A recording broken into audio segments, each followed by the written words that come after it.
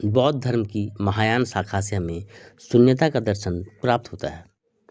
इस संदर्भ में महान बोधिसत्व मंजूश्री और उनके शिष्य सारिपुत्र का संवाद काफी प्रसिद्ध है। मंजूश्री एक बार सारिपुत्र को कहते हैं कि यदि गंगा की रेत में जितने कण हैं उतने बुद्ध दिन रात बिना रुके धर्म का उपदेश देते रहें और असंख्य जीवों को निर्वाण की ओर ले जाएं, फिर भी जीवों का संसार न तो बढ़ेगा न तो घटेगा।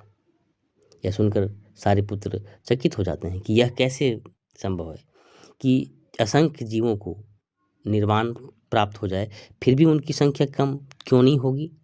तो मंजूश्री कहते हैं कि जीव का कोई अस्थायी स्वरूप नहीं होता और जिस चीज़ का कोई अस्थायी स्वरूप नहीं होता उसकी संख्या कैसे घटेगी या बढ़ेगी। यहीं पर हमें शून्यता का दर्शन प्राप्त होता है। शून्यता का अर्थ क्या है? शून्यता का अर्थ कुछ भी नहीं है। शून्यता का अर्थ है किसी भी चीज़ का अपना स्वतंत्र अस्तित्व का नहीं होना। यहाँ तक कि हम जिसे मैं कहते हैं वह भी 5 तत्वों का समूह है। शरीर, भावना, धारणा, संस्कार और चेतना। बौद्ध धर्म इन्हें पंच स्कंध कहता है। जब ये तत्व सब एक साथ मिलकर आते हैं तो ही हमें मैं होने का आभास होता है। मैं हूँ, आई एम। सारिपुत्र फिर पूछते हैं कि यदि वास्तव में कोई जीव है ही नहीं तो बुद्धत्व कौन प्राप्त करना चाहता है और धर्म का उपदेश क्यों देना चाहिए।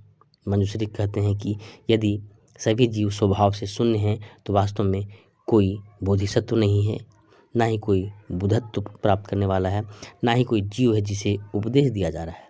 यह सुनकर मन चकरा जाता है, लेकिन यही महायान बौद्ध दर्शन का उपदेश है। मंजूश्री कहते हैं कि जीवों का संसार और बुद्धों का संसार 2 अलग चीज़ें नहीं हैं, दोनों की प्रकृति एक ही है, शून्यता। यही बात नागार्जुन ने भी कही थी कि संसार और निर्वाण अलग नहीं है और यह इस बौद्ध धर्म की महायान शाखा का यह अंतिम और आखिरी सत्य है। और यही मंजूश्री और सारिपुत्र का संवाद हमें एक अद्भुत सत्य की ओर ले जाता है कि संसार एक प्रक्रिया है, कोई अस्थायी इकाई नहीं। जीव आकाश की तरह है, आते हैं, जाते हैं और अंततः शून्यता में विलीन हो जाते हैं।